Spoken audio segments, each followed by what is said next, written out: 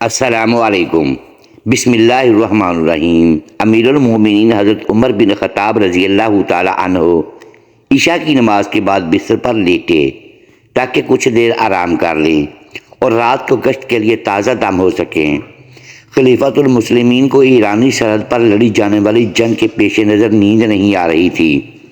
ڈاک کے ذریعے انہیں معلوم ہوا کہ لشکر اسلام جو ہی اس قابل ہوتا ہے کہ ایک زوردار حملے سے ایرانیوں کو پسپا کر دے، کسی نہ کسی طرف سے انہیں کمک پہنچ جاتی ہے اور وہ دوبارہ اپنی قوت کو مجتمع کر کے مسلمانوں کے سامنے ڈٹ جاتے ہیں۔ امیر المومنین کو بتایا گیا کہ ابلا شہر سے ایرانیوں کو کمک پہنچائی جاتی ہے۔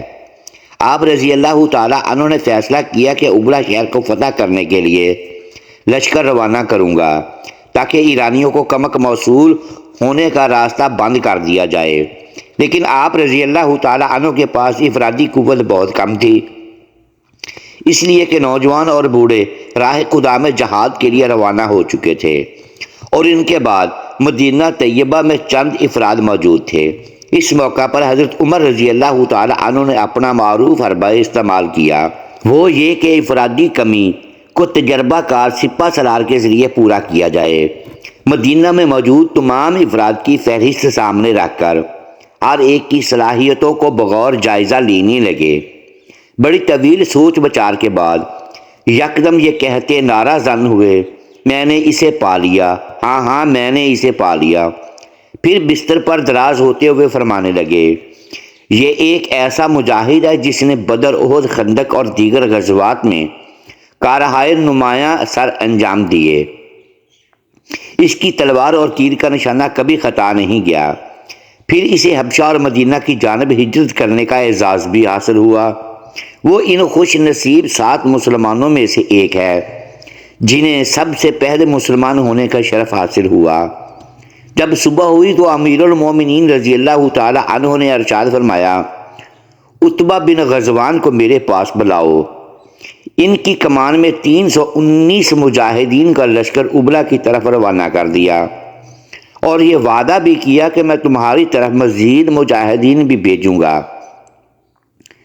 جب یہ چھوٹا سا لشکر کوچ کے لیے تیار ہوا تو فاروق اعظم رضی اللہ تعالی عنہ لشکر عتبہ کو وصیت کرتے ہوئے فرمانے لگے، عتبہ دیکھنا، میں تجھے سرزمین ابلا کی جانب روانہ کر رہا ہوں۔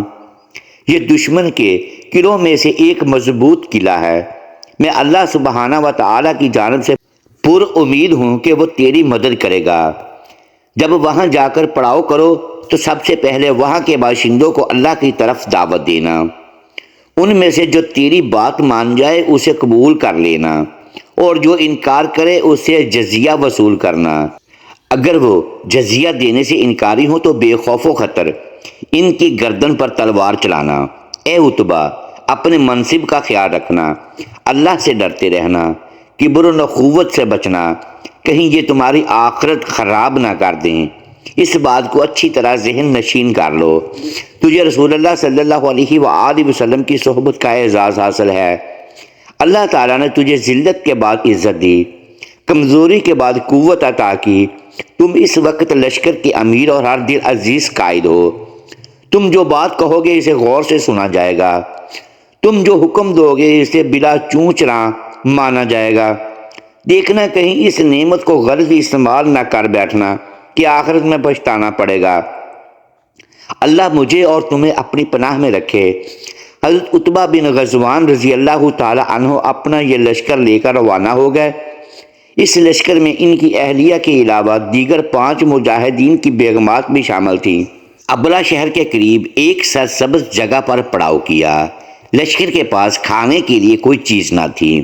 جب بھوک نے زور پکڑا تو حضرت عتبہ نے کہا کہ کھانے کے لیے کوئی چیز تلاش کر کے لائیں۔ وہ خوراک تلاش کرنے کے لیے چل پڑے تاکہ بھوک کا مداوع ہو سکے۔ یہاں ایک دلچسپ واقعہ پیش آیا۔ ان میں سے ایک نے بتایا، ہم کھانا کھانے کے لیے کوئی چیز تلاش کر رہے تھے۔ ہم چلتے چلتے درختوں کے ایک جھنڈ میں داخل ہوئے۔ وہاں 2 مٹکے پڑے ہوئے تھے، ایک میں کھجوریں تھیں اور دوسرے میں سفید رنگ کے چھوٹے چھوٹے دانے تھے جن پر زرد رنگ کا چھلکا تھا۔ ہم دونوں مٹکے اٹھا کر لشکر کے پاس لے آئے۔ ہم میں سے ایک ساتھی نے اس مٹکے کو دیکھا جس میں سفید رنگ کے دانے تھے۔ وہ کہنے لگا، یہ تو زہر ہے جو دشمن نے تمہارے لیے تیار رکھا ہے، اس کے قریب نہ جانا۔ ہم کھجوروں کی طرف لپکے اور انہیں کھانا شروع کر دیا۔ اتنے میں ایک گھوڑا اپنی رسی تڑوا کر سیدھا اس مٹکے کی طرف آیا اور انہیں کھانا شروع کر دیا۔ بخدا ہم نے ارادہ کیا کہ اس گھوڑے کو ذبح کر دیں، ورنہ زہر سے اس کی موت واقع ہو جائے گی۔ ایک ساتھی نے کہا، رہنے دیجئے، میں رات بھر پہرا دوں گا، اگر مرنے لگا تو پھر میں اسے فوراً ذبح کر دوں گا۔ جب صبح ہوئی تو دیکھا کہ گھوڑے کو کچھ بھی نہیں ہوا، تو میری بہن نے کہا، بھائی جان، میں نے اپنے والد سے سنا ہے، وہ فرمایا کرتے تھے کہ زہر کو اگر آگ پر بھون لیا جائے تو اس سے کچھ نقصان نہیں ہوتا۔ پھر بہن نے تھوڑے سے دانے لیے، ہنڈیا میں ڈالے اور نیچے آگ جلا دی۔ تھوڑی دیر بعد کہنے لگی، آؤ دیکھو ان کا رنگ کس طرح سرخ ہو گیا ہے اور چھلکا اتر رہا ہے، اندر سے سفید رنگ کے دانے برآمد ہو رہے ہیں۔ ہم نے کھانے کے لیے وہ دانے ایک پیالے میں ڈالے تو امیر لشکر نے ارشاد فرمایا، اللہ کا نام لے کر کھاؤ۔ ہم نے کھائے تو بڑا مزہ آیا۔ بعد میں ہمیں پتہ چلا کہ اس کا نام چاول ہے۔ ابلا، جسے فتح کرنے کے لیے حضرت عتبہ بن غزوان رضی اللہ تعالی عنہ نے اپنے چھوٹے سے لشکر کے ساتھ چڑھائی کی تھی، دجلہ کے کنارے پر واقع یہ ایک محفوظ شہر تھا۔ ایرانیوں نے یہاں اسلحہ اکٹھا کرنے کے لیے اسٹور بنا رکھا تھا اور قلعہ کے برجوں پر اپنے دشمن پر نگاہ رکھنے کے لیے رصد گاہیں بنا رکھی تھیں۔ ان تمام تر انتظامات اور اپنی افرادی قوت اور اسلحہ کی کمی کے باوجود حضرت عتبہ بن غزوان رضی اللہ تعالی عنہ کی جنگی کارروائیوں کے راستے میں کوئی چیز رکاوٹ نہ بنی۔ آپ رضی اللہ تعالی عنہ کے ہمراہ لشکر میں صرف 600 جنگجو تھے، تلواروں اور نیزوں کے علاوہ کوئی اسلحہ نہیں تھا۔ اب صرف خدا داد صلاحیتوں سے ہی کامیابی حاصل ہو سکتی ہے۔ حضرت عتبہ بن غزوان رضی اللہ تعالی عنہ نیزوں کی لکڑیوں پر جھنڈے آویزاں کر کے لشکر میں شامل عورتوں کے ہاتھوں میں تھما دیے اور انہیں حکم دیا کہ لشکر کے پیچھے چلیں، اور یہ بھی ارشاد فرمایا، جب ہم شہر کے نزدیک پہنچ جائیں تو ہمارے پیچھے اس قدر غبار اڑائیں جس سے فضا اٹ جائے۔ جب لشکر اسلام ابلا شہر کے قریب پہنچا تو ایرانی لشکر باہر نکلا۔ جب انہوں نے اپنی طرف پیش قدمی دیکھی اور دیکھا کہ جھنڈے ان کے پیچھے لہرا رہے ہیں، نیز ان کے پیچھے غبار سے پوری فضا بھری ہوئی ہے، تو ایک دوسرے سے کہنے لگے، یہ تو مقدمۃ الجیش لشکر کا ہر اول دستہ ہے، ان کے پیچھے بہت بڑا لشکر غبار اڑاتے ہوئے آگے بڑھ رہا ہے، ہم ان کے مقابلے میں بہت تھوڑے ہیں۔ ان کے دل مرعوب ہو گئے، گھبراہٹ کے عالم میں جلدی جلدی اپنی ایسی قیمتی اشیاء اٹھائیں جن کا وزن بہت کم تھا، اور ان کشتیوں میں بیٹھ کر بھاگ گئے جو ہنگامی حالات سے نمٹنے کے لیے دریائے دجلہ کے کنارے لنگر انداز تھیں۔ حضرت عتبہ رضی اللہ تعالی عنہ کسی جانی نقصان کے بغیر فاتحانہ انداز میں ابلا میں داخل ہوئے۔ پھر اس کے بعد ارد گرد کے شہروں اور بستیوں کو بھی فتح کر لیا۔ یہاں سے اتنا مال غنیمت ملا جسے شمار نہیں کیا جا سکتا، اور ہر اندازے کو مات کر گیا، یہاں تک کہ کامیابی کے بعد ایک مجاہد مدینہ منورہ واپس لوٹا تو لوگوں نے اس سے پوچھا، ابلا میں مسلمانوں کا کیا حال ہے؟ تو اس نے کہا، بھلا کس چیز کے بارے پوچھتے ہو؟ اللہ کی قسم، میں انہیں اس حال میں چھوڑ کر آیا کہ سونے اور چاندی میں کھیلتے ہیں۔ لوگ پروانہ وار ابلا میں رہائش اختیار کرنے کے لیے دوڑے چلے آ رہے ہیں۔ اس موقع پر حضرت عتبہ بن غزوان رضی اللہ تعالی عنہ نے سوچا کہ لشکر اسلام کا ان فتوحہ شہروں میں زیادہ دیر ٹھہرنا انہیں آرام طلب بنا دے گا، اور یہ مجاہد یہاں کے باشندوں کی عادات اپنائیں گے اور ان کے جنگی عزائم ماند پڑ جائیں گے۔ تو انہوں نے امیر المومنین حضرت عمر رضی اللہ تعالی عنہ کی طرف خط لکھا اور ان سے بصرہ شہر آباد کرنے کی اجازت طلب کی۔ اور مجوزہ جگہ کی نشاندہی بھی کر دی۔ امیر المومنین رضی اللہ تعالی عنہ نے انہیں یہ شہر آباد کرنے کی اجازت دے دی۔ حضرت عتبہ بن غزوان رضی اللہ تعالی عنہ نے اس نئے شہر کا نقشہ بنایا۔ سب سے پہلے ایک بہت بڑی مسجد تعمیر کی۔ اس مسجد کو اسلام کی سربلندی کے لیے اپنی تمام تر مساعی کے ساتھ مرکز بنایا۔ یہیں پر جہاد فی سبیل اللہ کے لیے قافلے ترتیب دیے جاتے۔ مسجد کے ذریعے ہی انہوں نے دشمن خدا پر غلبہ حاصل کیا۔ اس لیے شہر میں فوجیوں نے اپنے گھر بھی تعمیر کیے، لیکن حضرت عتبہ بن غزوان رضی اللہ تعالی عنہ نے اپنا گھر نہیں بنایا، اور آپ رضی اللہ تعالی عنہ نے ہمیشہ خیمے میں ہی رہائش رکھی اور اپنے تئیں اس پر خوش رہے۔ حضرت عتبہ بن غزوان رضی اللہ تعالی عنہ نے دیکھا کہ بصرہ میں رہائش پذیر مسلمانوں کے دلوں میں ایسی دنیا در آتی ہے جس سے انسان کا دل غافل ہو جاتا ہے۔ انہوں نے دیکھا کہ تھوڑا عرصہ پہلے وہ لوگ جو چاول جیسے کھانے سے بھی ناآشنا تھے، وہ اب ایرانیوں کی طرح لذیذ کھانوں سے لطف اندوز ہو رہے ہیں۔ انہیں اس دنیا سے اپنے دین کا خطرہ لاحق ہوا اور دنیا سے اپنی آخرت خراب ہونے کا اندیشہ پیدا ہوا، تو لوگوں کو کوفہ کی مسجد میں جمع کیا اور یہ خطاب فرمایا: لوگو، یہ دنیا ختم ہونے والی ہے، تم یہاں سے ایک ایسے گھر کی طرف منتقل ہونے والے ہو جس پر کوئی زوال نہیں ہوگا، تو وہاں نیک اعمال لے کر جاؤ۔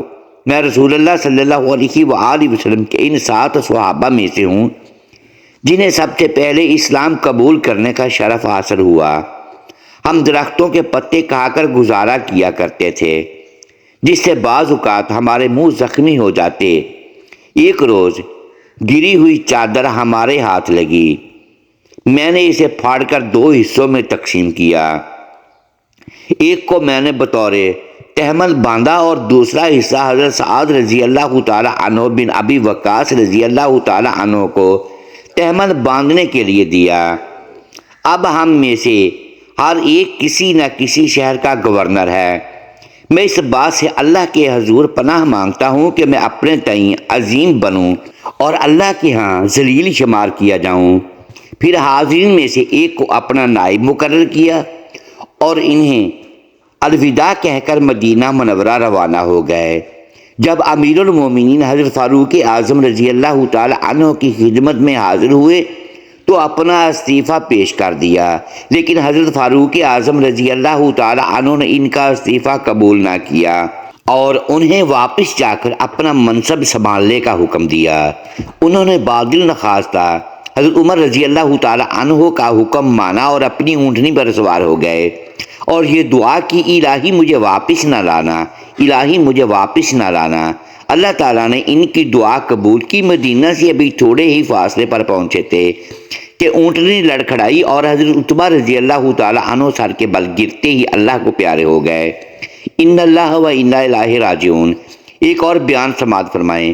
صحیح بخاری میں سیدنا ابو ہریرہ رضی اللہ تعالی عنہ سے روایت ہے کہ ایک دفعہ حضرت جبرائیل علیہ السلام رسول اللہ صلی اللہ علیہ وآلہ وسلم کے پاس حاضر ہوئے اور عرض کی: یا رسول اللہ صلی اللہ علیہ وآلہ وسلم، یہ خدیجہ رضی اللہ تعالی عنہا آپ کے پاس سالن یا کھانے کا ایک برتن لا رہی ہیں۔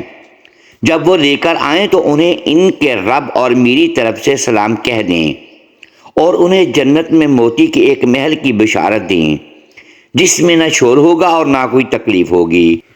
امام ابن کثیر نے امام سہیلی کے حوالے سے لکھا ہے کہ ان کو جنت میں کسب یعنی خولدار موتی کے محل کی بشارت اس لیے دی گئی کہ وہ ایمان لانے میں سب پر سبقت لے گئیں اور شور و غضب سے پاک مکان کی اس لیے خوشخبری سنائی گئی کہ انہوں نے کبھی رسول اللہ صلی اللہ علیہ وآلہ وسلم کے سامنے بلند آواز سے گفتگو نہ کی تھی اور کبھی آپ صلی اللہ علیہ وآلہ وسلم کے ساتھ شور و غل اور ایذا رسانی سے پیش نہ آتی تھیں۔ امام بخاری نے مسدد اور یحییٰ کے واسطے سے اسماعیل سے بیان کیا ہے، وہ کہتی ہیں: میں نے عبداللہ بن ابی اوفی سے پوچھا کہ کیا رسول اللہ صلی اللہ علیہ وآلہ وسلم نے سیدہ خدیجہ رضی اللہ تعالی عنہا کو جنت کی خوشخبری سنائی تھی؟ تو انہوں نے کہا: جی ہاں، آپ صلی اللہ علیہ وآلہ وسلم نے انہیں جنت میں ایسے خولدار موتی کے محل کی بشارت سنائی جس میں شور و غل اور تھکن نہ ہوگی۔